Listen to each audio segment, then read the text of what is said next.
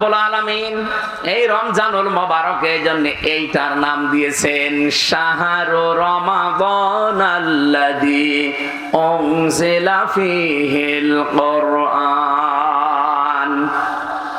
আল্লাহ পাক বলেন এই সেই মাস যার নাম রমজান। এখানে আমি তথ্য জানার জন্য বলছি, আলেম আছে না? ওরা কোরআন শরীফে কয়টা মাসের নাম আছে বলেন তো? হ্যাঁ হ্যাঁ, কয়টা? না, মুহররম, সফর, রবিউল আউয়াল আছে?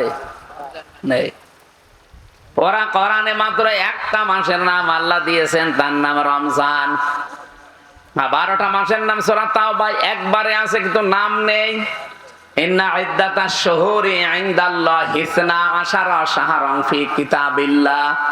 আল্লাহ বলেন আমার কিতাবে আমি লিপিবদ্ধ করেছিলাম 12টা মাসের নাম, কিন্তু কি কি এটা আর বলেন নাই। একটা মাসের নাম শুধু কোরআনে আল্লাহ দিয়েছেন, নাম কি?